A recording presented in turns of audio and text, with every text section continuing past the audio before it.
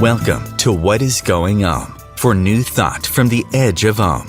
Each week on Om Times flagship radio show, veteran broadcaster, author, and media consultant Sandie Sedgbeer conducts thought-provoking interviews with inspirational authors, artists, musicians, scientists, speakers, and filmmakers who are working at the point where spirituality and science meet consciousness at the very edge of Om. Here is your host, Sandie Sedgbeer. Hello. After the tremendous chaos and uncertainty of the past 3 years, humanity has now reached a major turning point, which many channels and astrologers are likening to a gateway to a new world. This week, I'm delighted to welcome back the very busy and incredibly popular astrologer, Pam Gregory, who'll be sharing what the planets will be pointing to as we move through this forthcoming milestone year in the history of humanity. For those of you not familiar with Pam, she's an internationally acclaimed astrologer who achieved the highly respected Faculty of Astrological Studies diploma after 8 years of study, and then graduated with the highest honours in her master's course. She's the host of a highly popular YouTube channel that regularly receives hundreds of thousands of views, and the author of 2 best-selling books, You Don't Really Believe in Astrology, Do You? And How to Co-Create Using the Secret Language of the Universe. Pam, welcome back. Yeah, joy to be with you, Sandie. Thank you so much for inviting me. Do you know, this must be a really exciting time to be an astrologer. I mean, not only are more people taking the science seriously, but I mean, look what's going on. Yeah, crazy times, absolutely crazy times, but very, very exciting times. Once we've got the bigger picture, the bigger perspective, which astrology can so ably give us, it gives us so much reassurance of where we're headed. Because if you haven't got that bigger picture, it would be very easy, I think, to get caught up in the chaos and all the systems that have been foundational in our lives starting to crack and collapse, and that can be very destabilizing for people. So I am so grateful that I work with the cosmos every day and help other people to understand that bigger picture as well. Absolutely. And I should imagine everybody is so eager to know that bigger picture. But I wonder how many people look back a bit and go, oh my God, yes. I remember what Pam said back in 1919 and look how it's played out. I can't even remember, but I remember saying that, that 2020 was going to be an incredibly powerful year. And by the end of 2020, we were going to be in a very different place. And all I could see was contraction. That Saturn, Pluto, jackboots on the tarmac, constraint, contraction, lockdown, abuse of power was the historical theme, abuse of power. But I didn't know how, because we're not necessarily psychic in that way, didn't know how it would actually manifest. But the rest is history. And it did manifest, absolutely. I mean, literally lockdown, constriction. Yeah. Absolutely. And, it had echoes of the 1930s. It had echoes going back to 1517 when Martin Luther was nailing his 95 Theses to the doors of the Wittenberg Church to really protest against the abuse of power at that time of the Catholic Church. So, if you look back to big historical cycles, it was always these Saturn-Pluto conjunctions, particularly in Capricorn, which is top-down structures, are always linked to the abuse of power. So whether the top-down structure was the Catholic Church or a sort of autocratic monarchy or whatever, there's been this repeating cycle of the abuse of power. And then you get the tipping point of people saying, do you know what? I'm not playing this anymore. I've had enough. You always get that. And it's so good to have those historical cycles to be able to look back, because they always repeat to some extent. We're in a very different kind of paradigm that we're moving into right now that I can talk about later, but nevertheless, we will get echoes of those themes. The abuse of power until it becomes so unequal, so autocratic that we say, do you know what, we're done. We're not, that's an interesting point you've raised there, because obviously, the planets are doing their cycles. But I tend to see everything as a spiral rather than a circle. So each time we're at a slightly different place of response. But, how long do we have to keep doing this before we all say, I'm not having that, and we change it for good? Yeah. I think that's what we're into right now. Really? Yeah. Oh, certainly there's a major fork in the road, which I've talked about a lot. And that's why all those, micro decisions you make in a day, you have to make them very conscious, because we are headed out on one fork of the road or the other. And one fork of the road is almost recreating the old. And if we engage with fear, we're quantum entangling with all the old systems which we don't want. And, we get caught in this loop of energizing in a quantum way, because our focus, our attention is feeding where our attention goes. So we are actually giving life support to what we don't want, those old dictatorial systems, then blaming them for giving us a hard time. It's a crazy loop, but if you're in fear, it can be overwhelming to break that pattern. So that's one very kind of obvious technocratic fork in the road. And the other one is hitching your wagon to a star and saying, no, I'm actually going to believe and trust and step off the cliff like the fool in the tarot, and just really engage in a quantum sense and put my attention on these very high frequency energies coming into us right now. Yes. Don't know where that's going to lead, don't know where it's going to land, but I am going to make the best of the biggest evolutionary jump we've ever had in our lives, of all of our lifetimes. Yeah. I'm not going to make a pig's ear of it and go off on the other track, because, there's a very clear fork in the road. And ultimately, we will all get to unity consciousness, but it's a little bit like being at Heathrow Airport, and you can take the fast track or the slow track. Yeah, it is so interesting, because we are so lucky to be living in a time where we have access to these higher frequencies now that are coming onto the planet, and we don't want to waste them. Absolutely, 100%. Yeah, so that's why I try and share this stuff with people. I mean, it's being shared very widely by very psychic and spiritual people. But, if you just look at the cosmology, we are moving through an area of space, a new energetic area of space where we haven't been for 12,000 years. Yeah. And this is the photon belt with this very, very high frequency energy, which is allowing in all this very beautiful photonic light. And it's this very bright white diamond light, which I can see, many people can see. And if you consider that we are entirely made up of biophotons, every cell we have is made up of biophotons, and light carries information. And that's how our intracellular network works in our body. But the level to which we can embody that photonic light depends on our level of consciousness. And we self-select that. There's nobody telling us you can only be at a certain level of it's up to us to do the work. And where are we at? So the higher our level of consciousness, the more light we can embody. And also, because of the drop in the Earth's and the Sun's magnetic shield by over 20% in recent times, that is allowing, it's like it's taken away the cotton wool buffer. And that's allowing in much more cosmic and galactic energy. And that is new information coming into us from far galaxies. Yeah. We're stepping back into our galactic citizenry. So, those two very different new forms of energy coming at us thick and fast. I mean, that's why people, they're either plugged into the mains and get 2 hours sleep a night, which I often do these days, or they get 12 hours sleep, which I can do. Goes on with, and aches and pains and tinnitus and dizziness, because we are having to evolve so incredibly quickly. There's been no dress rehearsal for this. And we've got to kind of hang on to and do as well as we can with those leaps and surges in new energy, because they are all helping to evolve us.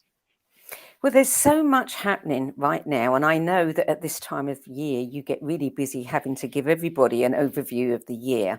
I want to do that in our second segment, because there's a few things that I think, because there's so much happening, you go, oh my God, that must be significant, and that must be significant. And then you're on to the next thing. I want to, in this first half of the show, just focus in on a couple of pieces that got my attention in some of the information you've been sharing. And one of them is that the February 5th full moon and you say that it is actually the 5th full moon in a row of 7, which are all taking place at 16 degrees of the signs they're in. Now, that has to be significant. You know, it's like, get your attention, get your attention, get your attention completely. So tell us, what is that all about? You know, what's so important about that 16th degree? Well, it's pretty much where Uranus is right now. Uranus has an 84-year orbit. So the 16 degrees of Taurus is where Uranus is sitting right now, and will be there for some months. And it stays in Taurus until 2026. It's a very long-term cycle. And what it does is really, Taurus is fixed earth, you know, permanent structures, the way things have always been. We want to keep things steady. And Uranus is just throwing a bomb in all of that and said, no, you know, we're going to break these old stale patterns. We're going to bring revolution to that, and but also much awakening. So because it's in the midpoint of the fixed signs, if you've got anything at the midpoint, you know, 15, 16, 17 degrees of Taurus, Leo, Scorpio, Aquarius, you'll probably be feeling quite urgent, quite restless, want to bring in variety, newness in my life. What I'm doing is stale and dead, and, you know, I've got to break the pattern.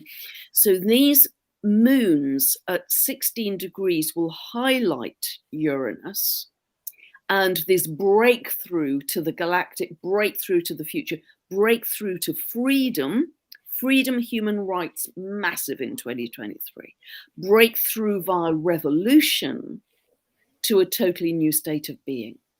And this will also be part of Gaia's evolution, because Gaia is going through her own upgrade as well. Yes. But the 16 degrees is interesting because several people wrote to me and said, well, of course, that's the Tower card in the tarot.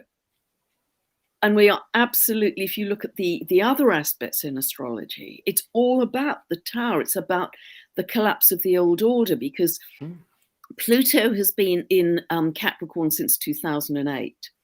And it's now really in those last couple of degrees. It leaves Capricorn on the 23rd of March and has just a short 2.5 month dip into Aquarius until the 11th of June, then comes back to those last couple of degrees of Capricorn until January next year. And then next year it only spends 3 months in Capricorn as opposed to 3 months in, not quite 3 months in Aquarius. So Capricorn is these governmental top-down elite structures, governments, corporations, institutions, the alphabet agencies, monarchies, wherever there is elitism and inequality. And elitism and inequality are very highlighted right now because the purpose of Capricorn is to dig up the dirt, dig up the dirty laundry within those vertical structures that is not for the highest good, the highest integrity, the highest transparency. And therefore that accelerates the collapse of those old structures, of the old order, that will happen, I think, fairly rapidly this year. And that's the Tower. That's the Tower card, the collapse of the old. And isn't that exquisite? All the people who used to say astrology is a pile of, crap. And now we're seeing all of these incredible synchronicities that, that's not coincidence. This is, it's all connected. Yeah, absolutely. And when Pluto starts moving into Aquarius, which it does 23rd of March, just for this little glimpse, as I say, 2.5 months, it hasn't been in Aquarius since 1798. It's got a 248-year cycle. This is a big deal. For most of us, we are going to be in that cycle, Pluto in Aquarius, and for the rest of our lives, because it stays there till 2044, another 21 years. And that will start to dig up. It will be much more revolutionary, much more the power, Pluto, beginning to shift towards the people. You're seeing these revolutions in Brazil, Peru, China, Iran, Germany, Netherlands. But it will also start to dig up the dirt on any lack of integrity, transparency, accountability in science. Wouldn't that be a good idea? Big tech. All of those areas to do with Aquarius, science and big tech particularly, it will start to dig up the dirt, anything that is not for our highest good. Yeah. Because Aquarius is very much altruistic, what is for the highest good of all. And Pluto will do the business as it starts to move into Aquarius. And what about pharmaceuticals? Well, isn't that interesting? Because that is so interesting. And I just really, that's why I added something into my latest video, because Saturn will move into Pisces. Saturn has a 29.5-year cycle. So it will begin to move into Pisces on the 8th of March and will stay there until 2025. Now, Pisces is to do with water, and there'll be many, many water issues as we go through those years till 2025.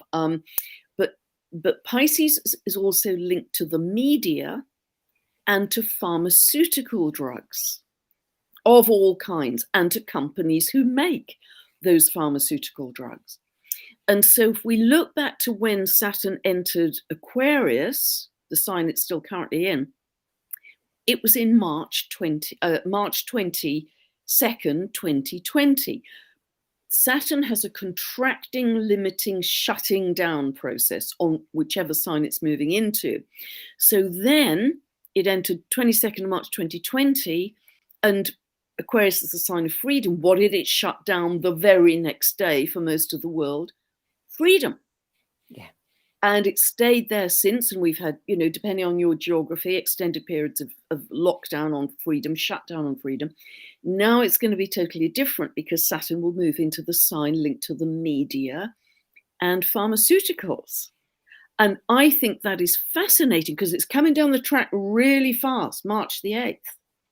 And so that could, I'm not saying it will all happen on day one as it happened back in 2020, because it's got an almost 3-year run in Pisces.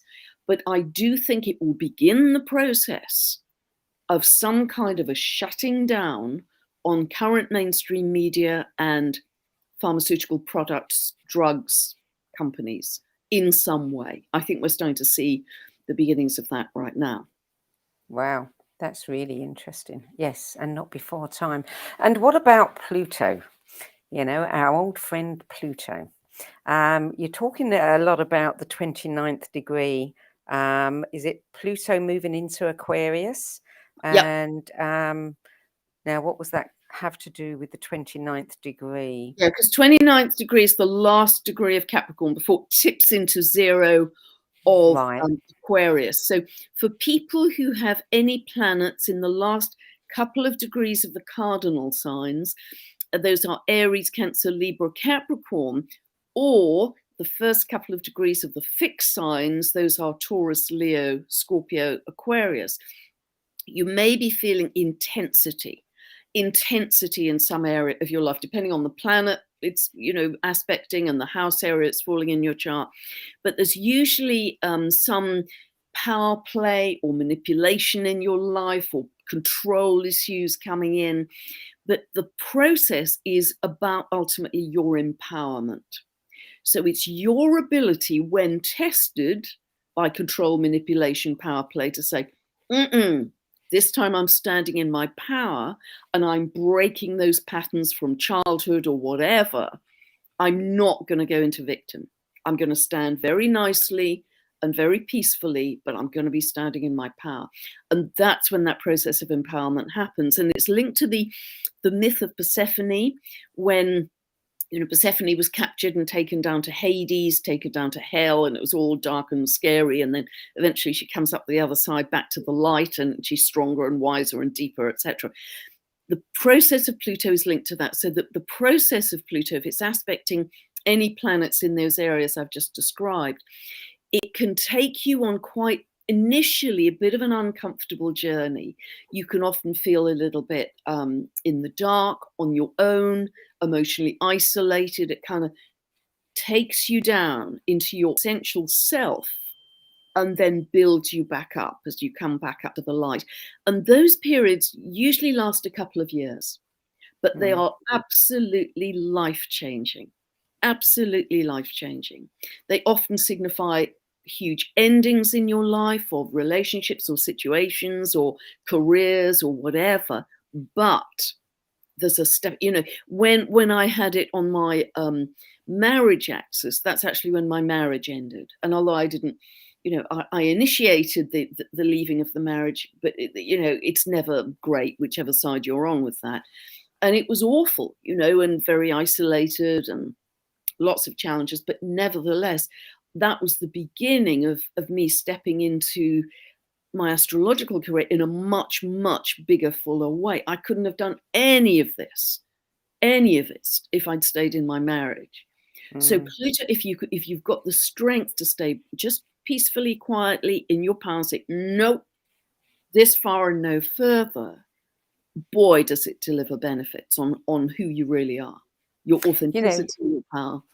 I've got 29 degrees. I've got Pluto, the moon in Leo at 29, and I've also got Uranus in Gemini at 29. Am I not right in thinking that Donald Trump has got a 29? His ascendant. Yeah.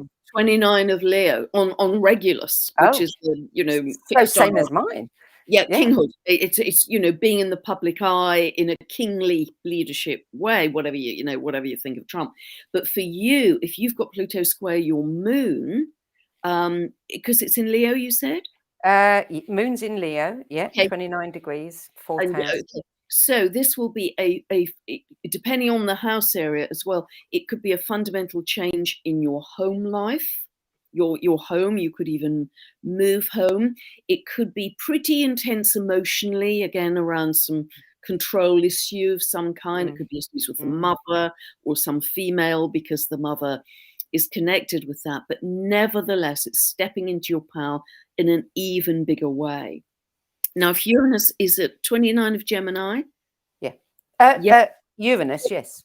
Yeah. Uranus is at 29 of Gemini. So again, this is more of a generational thing, because, Uranus has an 84-year orbit, Pluto has 248-year. But this is going to create sweeping changes in your life that are not really a surprise. They've been building for a long time.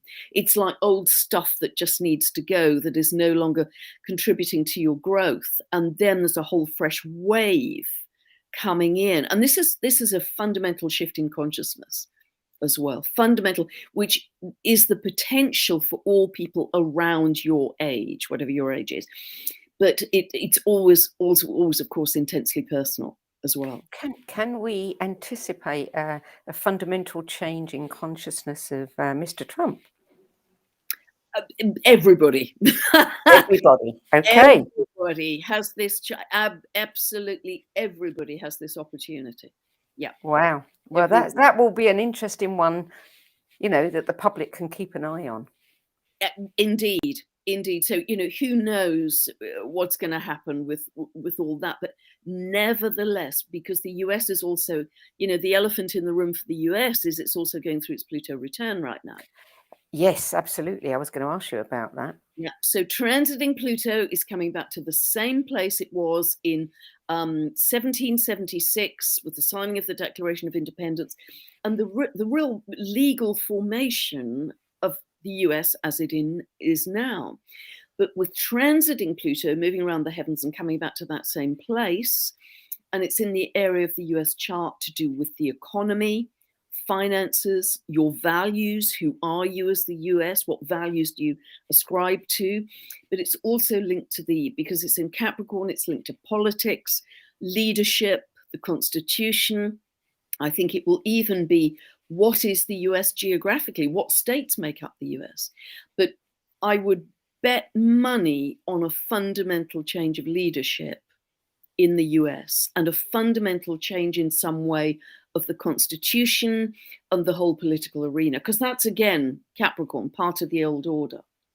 So Capricorn in these last couple of degrees, Pluto in these last couple of degrees of Capricorn is really going to dig up any remaining dirty laundry. But at the same time, the top-down structures will be desperately, with the last gasp and grasp on power and control, trying to exert, more power with, another big scary event, another really big scary event. Some people apparently are saying that people are having heart attacks because of the swamp gas from Venus. I mean, it's just, So it's going to get louder, but kind of crazier, in order that more people awaken. Yeah. Now, you did actually say in I think it was 21, when we last spoke, something like that, you talked about the Pluto return and the constitutional changes in the US. And you talked about, you actually said about changes in laws around some of our essential freedoms and rights. And of course, on June 24th in 2022, Roe versus Wade was overturned. Yeah. I mean, right there, that's a really big one, Yeah. in our essential freedoms and rights. So, yeah, I mean, it is so interesting to look back, and really, I think over and over again, we're seeing the evidence of the power of astrology. Yeah. Yeah. Yeah, 100%. But I mean, the good news is that as Pluto shifts into Aquarius, again, if I look back historically, there has always been a shift, even a legal shift, actually, to the common people. And it won't happen day one, month one, year one. Remember, it's a 21-year transit that we're looking at. But, if we look at previous times that Pluto was in Aquarius, I mean, we had Edward I in 1293 establishing English common law when Pluto was in Aquarius. That was the very first time ordinary common people had any legal rights. Yeah. And then if we look at another time when Pluto was in Aquarius in 1789, you had the US Bill of Rights, which gave additional legal rights to ordinary people, that equality before the law, and all of that's been kicked around a lot of late.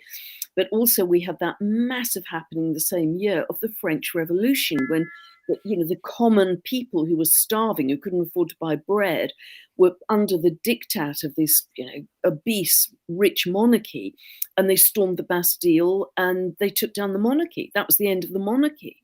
And the king was executed, and even just 1 month later, the Assemblée Nationale published something called the Declaration of Man, which was the very first time that ordinary people had been given equality before the law and, all kinds of legal rights they'd never had before. And that became the foundation document for democracy in Europe.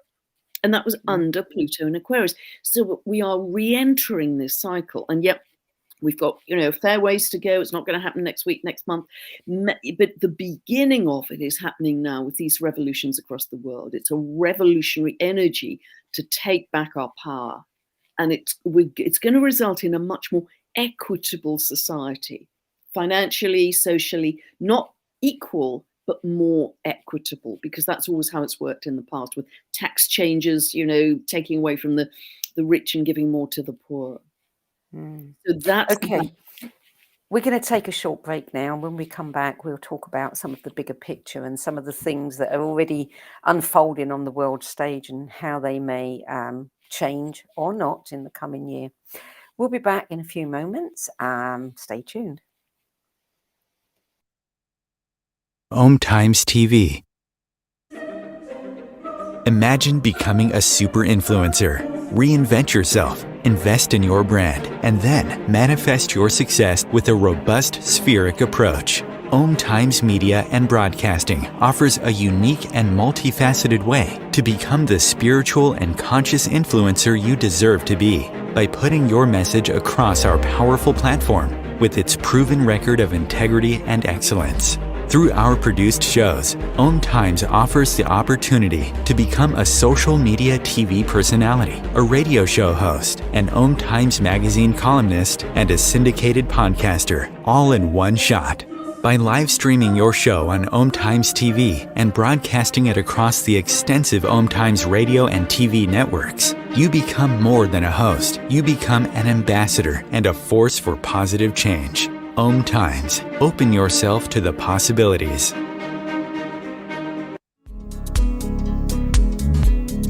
Hello, I'm Sandie Sedgbeer, host of Om Times' flagship radio show, What Is Going On?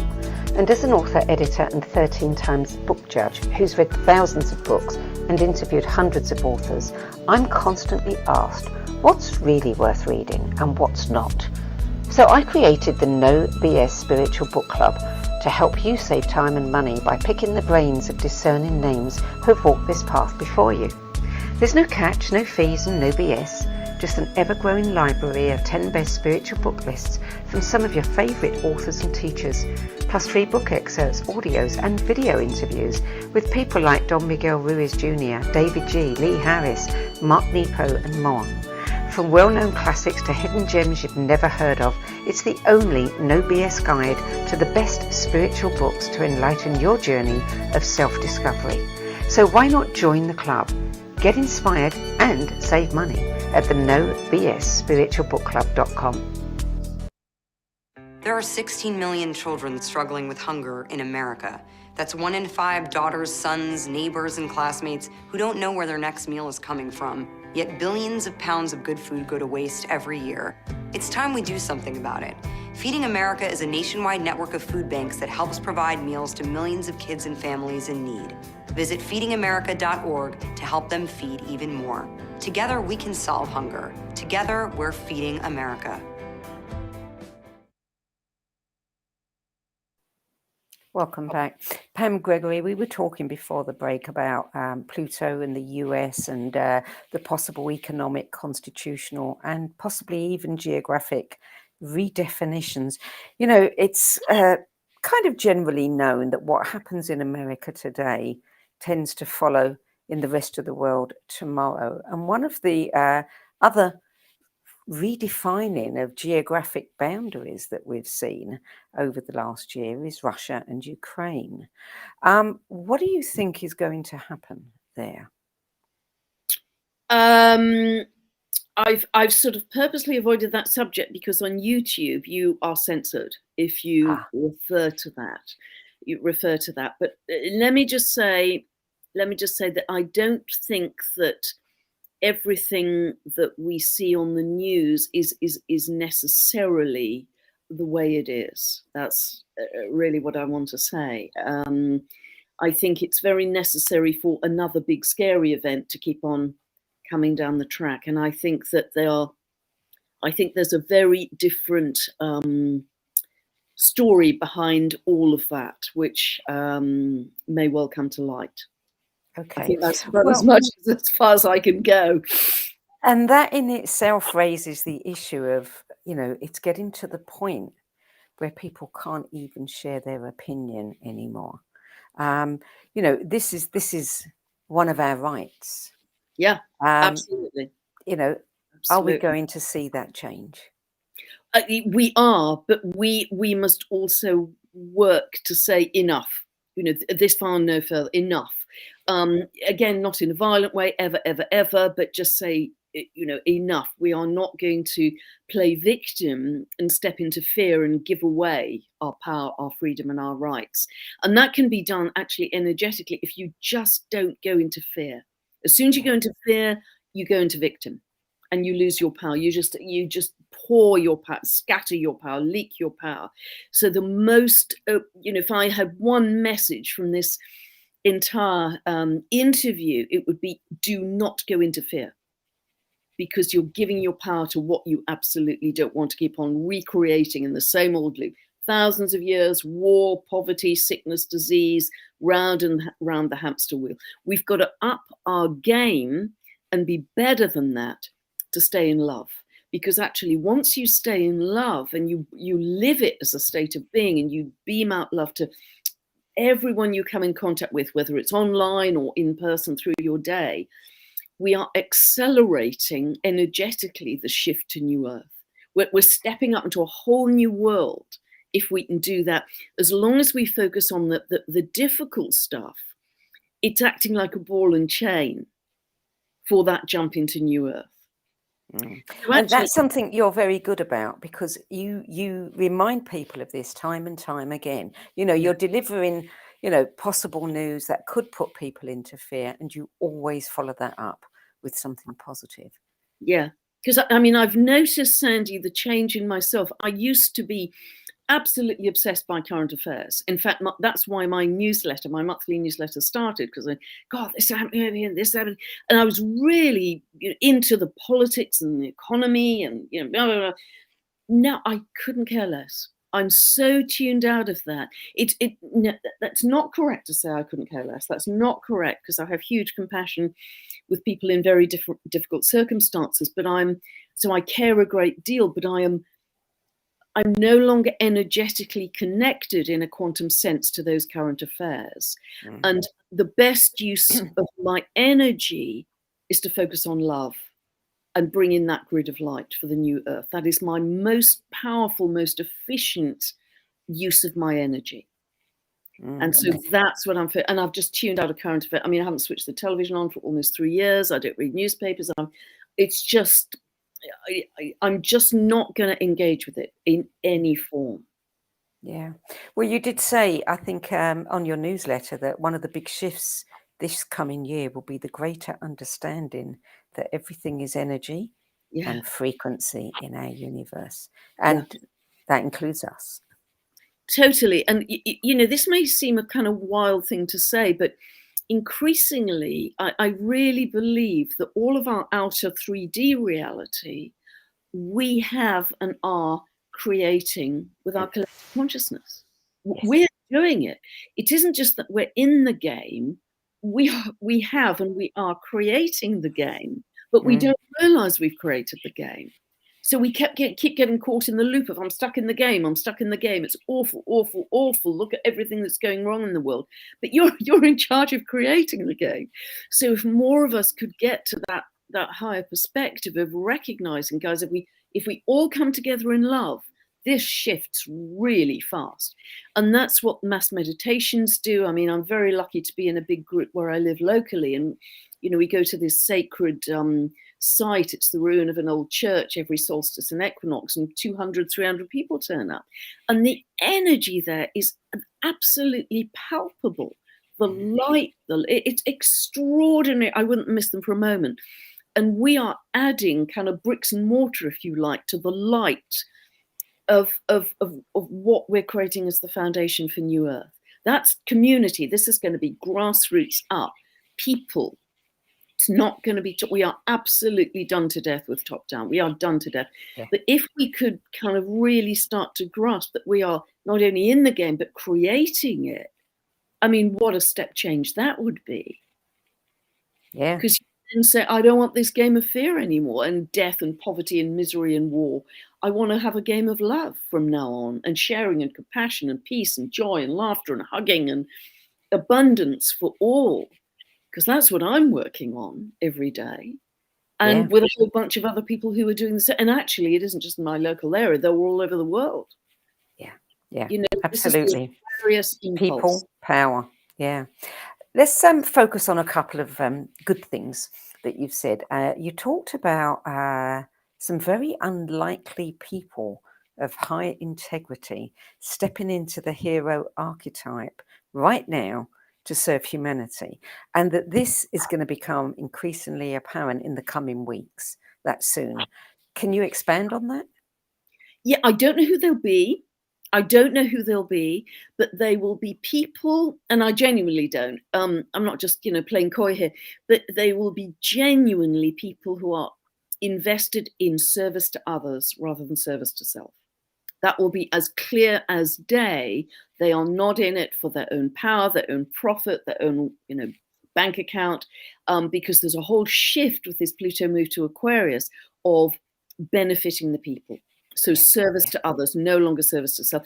And actually, a lot of investors now are becoming what we call conscious investors. They're not investing for profit. They're investing in, my legacy or whatever. What can I do to, can I buy land so people can grow food, etc. I also think they will be younger because Aquarius is linked to youth. They will be innovators. They will be pioneers. I mean, it's kind of people that I wrote about this, writing about this in my newsletter, that there's a young chap, he's only 18 now, and he says he's been an inventor since birth, and his name is Boyan Slat, S-L-A-T.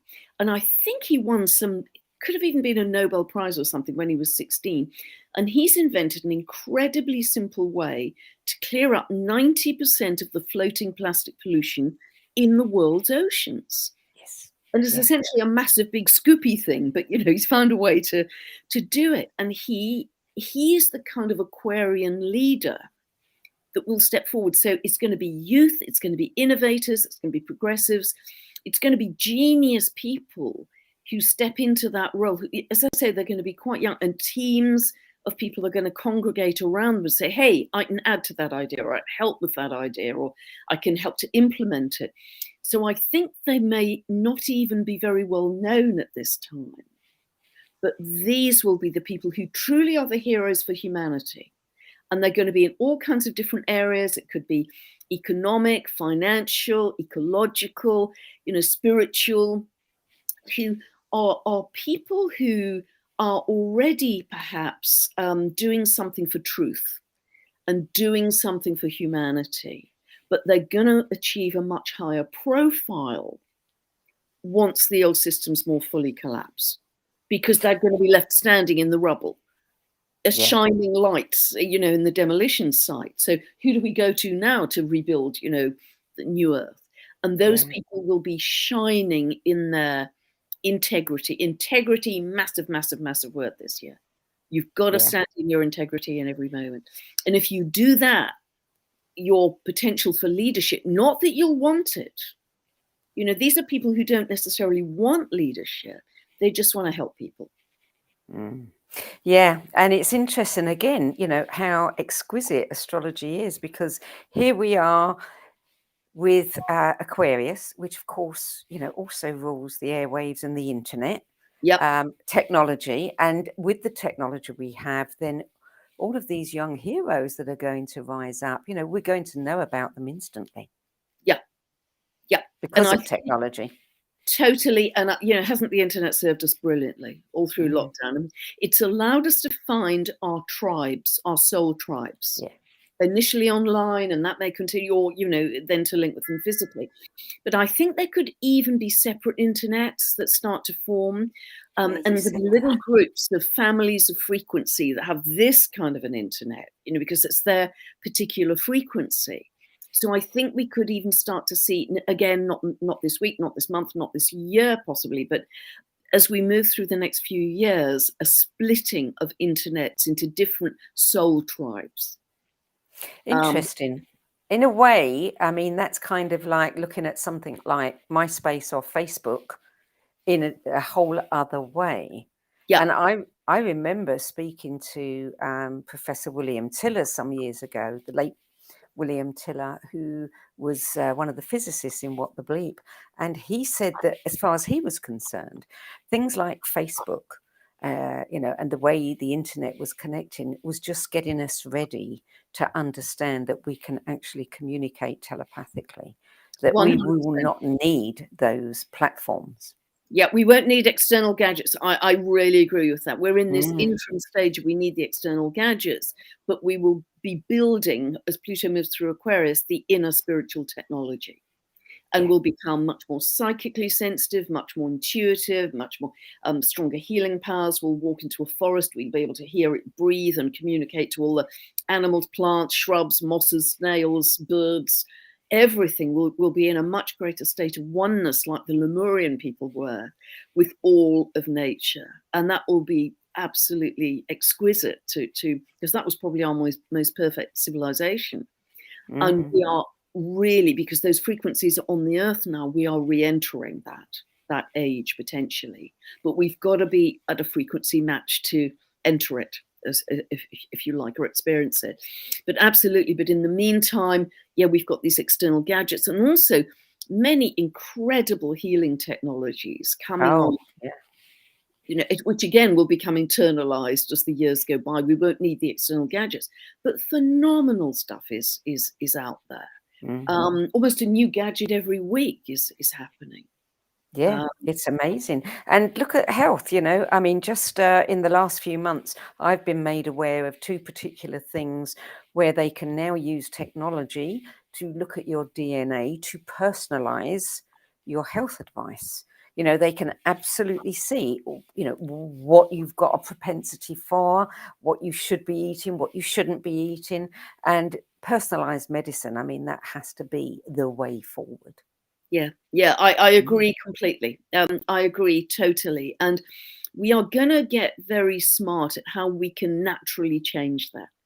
Yeah. Again, through meditation or the external healing gadgets or whatever, there's going to be a way that without resorting to sort of surgery and drugs, we can heal ourselves and evolve. Yeah. And that's going to be phenomenally exciting. Yes, indeed. So in our last 8 minutes or so, what do you think the most important thing that you want to share with people other than keep your frequency high? Yeah, keep your frequency high. Do not go into fear.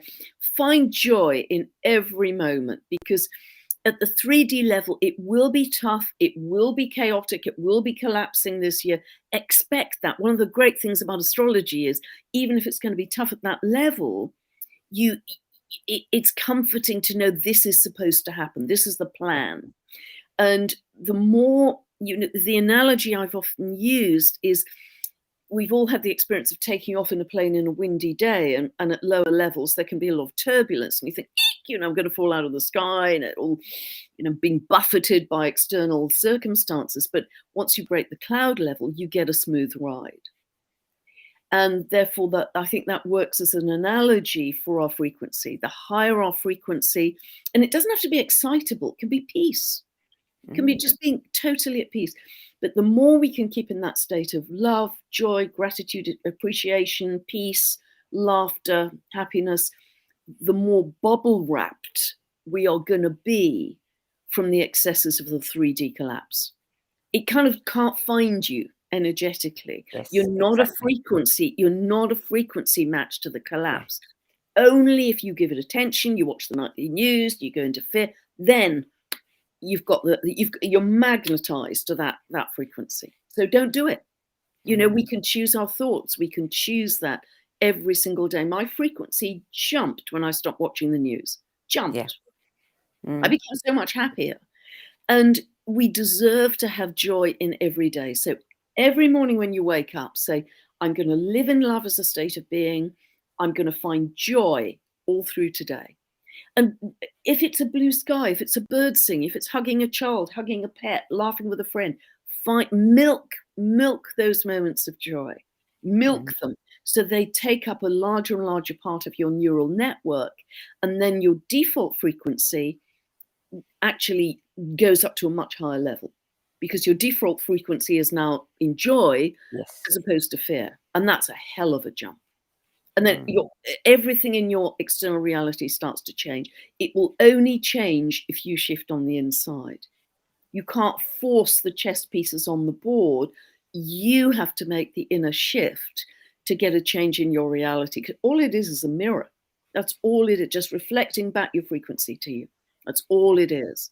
And the more we can stay in those positive emotions, the more we are creating, with that wonderful interview I did with Professor Robert Temple talking about plasma, the more we are creating beautiful, coherent geometry in the plasma, which bounces back to us as beautiful experiences. But if we're in fear, we get this kind of distorted, ugly, incoherent geometry in the plasma, bouncing back to us as yet another big, scary appearance, reality. So, there are a couple of people I know who always say, and I don't know them well enough to have a proper conversation, but they say things like, oh, it always happens to me. You won't believe what's happened this week, can you, after what happened last month, can you believe?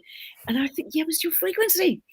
So I kind of sow seeds, but if I knew them better, I'd say, look, it's all coming from you. Everything in our reality comes from us. And that sense of responsibility is the only way we get to be happy. Being responsible for our own lives. Responsibility, that's a big word. Absolutely. Yeah. What are you, of all of the aspects that are coming in, the transits, etc., what are you most curious to see unfold, or most excited, about? What are you anticipating the most? Yeah. I think what I'm anticipating, I think there'll be a big shift in consciousness round about the March equinox, 20th, 21st of March. So if you can be with a group of like-minded friends, do some meditation, be in nature, listen to sacred music, whatever, I think there's going to be quite a quite a jump in consciousness then to a higher level. And also, I think the solar eclipse that we're going to have on the 20th of April, I think that's going to be very powerful to jump our consciousness again. So we're going to have a series of big upshifts, if you like, in consciousness. And I am just so excited to see how they start to manifest in the world. And the more you can link to communities of like-minded people, you don't have to necessarily live with these people, but you're linked to them, you're in a group, the more you will see the green shoots of New Earth start to manifest, and they will come quicker and quicker this year. So it's like we're changing feet. You know, the obvious reality has been 3D, that's been so dominating in our lives for thousands of lifetimes. But now we are starting to shift feet. So it's like this, all of the life force and energy is going towards New Earth. That's where it's going. And yes, it's smaller than, you know, the very obvious 3D, but that's where the power is for the future. That's where the energy is. You know, I love that phrase is coming back again, the New Earth. I mean, I think it was Eckhart Tolle and Oprah did something about the New Earth many years ago. But before they did that, you know, I published a magazine called Children of the New Earth, which was about the consciousness of the children that were, you know, call them millennials now. But this New Earth, I mean, it is becoming very tangible. I know that you know people who are doing some amazing stuff. I certainly know people who are, you know, ushering in this change. Tell us about the codes that you were talking about in your newsletter that interested you. You said you'd come across a beautiful website where the photography was just quite compelling, and it was the codes.earth. It was, yes. I'll have to look back to my newsletter, but that was, there are a couple who are doing amazing work with linking people across the world to help the world's environment and ecology. With, you know, it could be planting trees, it could be sorting out pollution in rivers and streams. Beautiful work. It just shouts the Lemurian energy. It absolutely shouts it. So I'll try and dig back and find that. But the photography also of something that caught my attention recently is from Veda Austin, who is like another development of Masaru Emoto, doing beautiful work in capturing when water starts to change into ice, but there's an interim stage where the crystals are forming in layers. And if it's beautiful, if it's pure natural spring water, she gets ferns and leaves appearing in the crystals. But she's now starting to see water, which it is because it's a form of plasma, as living, intelligent consciousness. Yes. And she's having almost conversations with the water. And why not? And this is a huge area, I think, that the water is living consciousness, because it's divine intelligence, which we're taking. And if we can bless it with love, it takes on a different geometry as we drink it. And what's that doing to all of our cells? Yeah. And we're just in the flow of water because we drink it in and then we urinate it out. But the more we can help the structure of the water to be beautiful, you know, that's going to be a big part of reversing our age. I mean, there's so much around water, which I think we are on the brink of discovering. Yeah, you know, I tell this story every chance I get. Back in this, something like the 80s or the 90s, I watched a TV series in England. It was one of the BBC's Panorama, or one of those kinds of series, very well researched. And it was called The Heretics. And they were looking at people like Linus Pauling, who discovered vitamin C, and people who had been pilloried for their ideas. And they did a whole program on Jacques Benveniste, who was a French scientist who, you know, got thrown out of the lycée because he was intrigued to find that water had memory. Yeah. You know, and when I watched that program, immediately it became obvious to me that is how homeopathy works. Yeah, absolutely. You know, so what else can we learn from water? Yeah, I think we're going to learn a ton from water, particularly Saturn moving into Pisces. I think the next 3 years are going to be extraordinary in terms of our discoveries of what water actually is in a much bigger way than we ever had before. Yeah. Unfortunately, we're going to have to leave it there, Pam. It's always so great to talk with you. So much to talk about, but thank you so much for joining us today. Yeah, real joy, real pleasure. I love how the conversations flow. Fantastic, Sandie. Be well, Okay. be good, have a wonderful You watershed too. year. Yeah. Okay. You can watch Pam Gregory's frequent astrological comments on world events and how they reflect the astrology of the moment on her popular YouTube channel at Pam Gregory Astrology. And you'll find several teaching videos as well where that she references where you can begin your own astrological journey. Believe me, it's well worth studying. At her websites, pamgregory.com and thenextstep.com, where she also publishes her monthly newsletters. And check out her best-selling books, How to Co-Create Using the Secret Language of the Universe. And you don't really believe in astrology, do you? pamgregory.com, thenextstep.uk.com. That's it for this week. I'll be back at the same time next week with another edition of What is Going On. Till then, goodbye from me and a heartfelt thanks for all the great work Pam Gregory does. Yeah, thank you so much, Sandie. Love being with you. You too.